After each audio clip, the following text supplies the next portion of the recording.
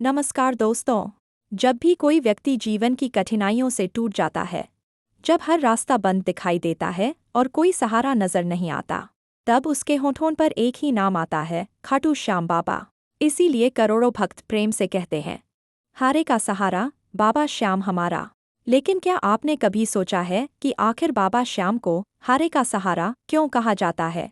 क्या यह केवल एक भक्ति का नारा है, या इसके पीछे महाभारत काल की कोई दिव्य कथा छिपी है? आज हम इसी अद्भुत कथा को जानेंगे। बर्बरीक का जन्म। यह कथा महाभारत काल से शुरू होती है। पांडवों में सबसे बलशाली भीम के पुत्र थे घटोत्कच। घटोत्कच का विवाह नागकन्या मौरवी से हुआ। कुछ समय बाद उनके घर एक तेजस्वी पुत्र का जन्म हुआ, जिसका नाम रखा गया बर्बरीक। बचपन से ही बर्बरीक असाधारण थे। वे वीर होने के साथ साथ दयालु, विनम्र और धर्म का सम्मान करने वाले थे। उनकी माता उन्हें हमेशा सिखाती थी, सच्चा वीर वही है जो कमजोर और असहाय की रक्षा करे। यही शिक्षा आगे चलकर उनके जीवन की पहचान बनी। 3 अमोघ बाणों का वरदान। युवा होने पर बर्बरीक ने भगवान शिव की कठोर तपस्या की। उनकी भक्ति से प्रसन्न होकर भगवान शिव ने उन्हें 3 अमोघ बाण प्रदान किए।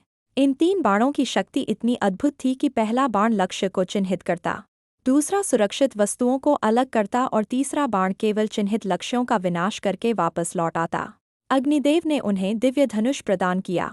इसी कारण उनका नाम पड़ा 3 बाणधारी बर्बरीक। माँ को दिया हुआ वचन। जब महाभारत का युद्ध शुरू होने वाला था, तब बर्बरीक ने भी युद्ध में जाने की अनुमति मांगी। उनकी माता मौरवी ने कहा, बेटा, मुझसे एक वचन दो। तुम हमेशा उसी का साथ दोगे जो युद्ध में हार रहा होगा। कभी कमजोर का साथ मत छोड़ना। बर्बरीक ने बिना सोचे समझे अपनी माँ को यह वचन दे दिया। उन्हें क्या पता था कि यही वचन उनके जीवन का सबसे कठिन धर्म बन जाएगा। श्री कृष्ण से पहली मुलाकात। कुरुक्षेत्र जाते समय रास्ते में एक ब्राह्मण ने उन्हें रोक लिया। वह ब्राह्मण कोई और नहीं, स्वयं भगवान श्री कृष्ण थे। उन्होंने पूछा, वीर युवक, तुम किसकी ओर से युद्ध करोगे? बर्बरीक ने उत्तर दिया, मैं हमेशा हारने वाले का साथ लूंगा। श्री कृष्ण ने तुरंत समझ लिया कि यदि ऐसा हुआ तो युद्ध कभी समाप्त नहीं होगा। जिस पक्ष को बर्बरीक सहारा देंगे, वही जीतने लगेगा। फिर बर्बरीक दूसरे, यानी हारते हुए पक्ष में चले जाएंगे। इस प्रकार दोनों सेनाएं एक एक करके नष्ट हो सकती थी। 3 बाणों की परीक्षा। श्री कृष्ण ने उनकी शक्ति परखने के लिए एक पीपल के वृक्ष की ओर संकेत किया। उन्होंने कहा, यदि तुम्हारे 3 बाण इतने ही शक्तिशाली हैं, तो इस वृक्ष के सभी पत्तों को एक ही बाण से भेद कर दिखाओ। बर्बरीक ने ध्यान लगाया और एक बाण छोड़ दिया। क्षण भर में बाण ने सभी पत्तों को छेद दिया, लेकिन श्री कृष्ण ने एक पत्ता अपने पैर के नीचे छिपा लिया था। बाण उनके चरणों के चारों ओर घूमने लगा। बर्बरीक ने विनम्रता से कहा, ब्राह्मण देव, कृपया अपना चरण हटा लीजिए। उसके नीचे भी एक पत्ता है। श्री कृष्ण मुस्कुराए। अब उन्हें विश्वास हो गया कि बर्बरीक की शक्ति अद्वितीय है, सबसे महान दान। इसके बाद श्री कृष्ण ने ब्राह्मण रूप में कहा, यदि तुम सच्चे दानी हो तो मुझे दान दो। बर्बरीक ने उत्तर दिया, जो भी चाहे मैं दे दूंगा। तब श्री कृष्ण बोले, मुझे तुम्हारा शीश चाहिए। एक क्षण के लिए समय जैसे ठहर गया। बर्बरीक समझ गए कि यह कोई साधारण ब्राह्मण नहीं है। उन्होंने भगवान से अपना वास्तविक स्वरूप दिखाने की प्रार्थना की। श्री कृष्ण ने अपना दिव्य रूप प्रकट किया। भगवान के दर्शन पाकर बर्बरीक का हृदय भक्ति से भर गया। उन्होंने बिना किसी भय के अपना शीश दान कर दिया। लेकिन उन्होंने एक विनती की, प्रभु, मैं महाभारत का युद्ध देखना चाहता हूँ। श्री कृष्ण ने उनकी इच्छा स्वीकार कर ली। महाभारत का साक्षी। भगवान श्री कृष्ण ने बर्बरीक के शीश को एक ऊंची पहाड़ी पर स्थापित कर दिया। वहां से बर्बरीक ने पूरे 18 दिनों तक महाभारत का युद्ध देखा। उन्होंने देखा कि जहां धर्म की रक्षा का प्रश्न आता था, वहां स्वयं श्री कृष्ण अदृश्य रूप से मार्गदर्शन कर रहे थे। युद्ध के बाद का प्रश्न। युद्ध समाप्त होने के बाद पांडवों में चर्चा होने लगी कि विजय का सबसे बड़ा श्रेय किसे जाता है। कोई अर्जुन का नाम ले रहा था, कोई भीम का। तब श्री कृष्ण सभी को बर्बरीक के शीश के पास ले गए और पूछा, तुमने युद्ध में सबसे बड़ा योद्धा किसे देखा? मैंने युद्ध में केवल आपको देखा, प्रभु। आपके सुदर्शन चक्र और आपकी दिव्य इच्छा से ही अधर्म का नाश हुआ। मनुष्य तो केवल माध्यम थे। यह सुनकर सभी का अभिमान समाप्त हो गया। कैसे बने हारे का सहारा?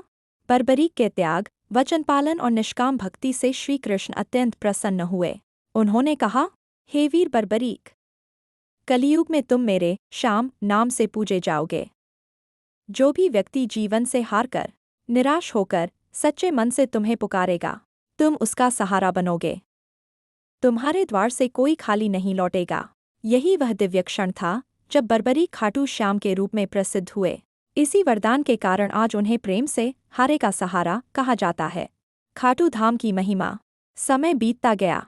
राजस्थान के सीकर जिले के खाटू गांव में एक स्थान पर चमत्कारिक रूप से बर्बरीक का शीश प्राप्त हुआ। बाद में वहीं भव्य मंदिर का निर्माण हुआ। आज यह स्थान खाटू धाम के नाम से प्रसिद्ध है। हर वर्ष लाखों श्रद्धालु यहां दर्शन के लिए आते हैं और बाबा श्याम के चरणों में अपनी श्रद्धा अर्पित करते हैं। कई भक्त अपने जीवन के संघर्षों में मिली आशा, साहस और नई शुरुआत को बाबा की कृपा मानते हैं। ऐसे अनुभव व्यक्तिगत आस्था का विषय हैं, लेकिन यही विश्वास इस धाम को करोड़ों लोगों की भक्ति का केंद्र बनाता है। इस कथा से मिलने वाली सीख। यह कथा हमें सिखाती है, सच्चा बल त्याग में है। दिया हुआ वचन हर परिस्थिति में निभाना चाहिए।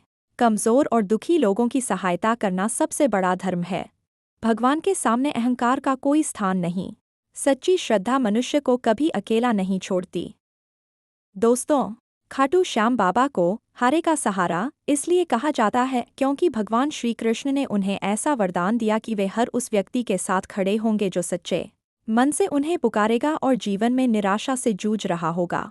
यदि आपको यह कथा पसंद आई हो तो वीडियो को लाइक करें, शेयर करें और चैनल को सब्सक्राइब करना न भूलें।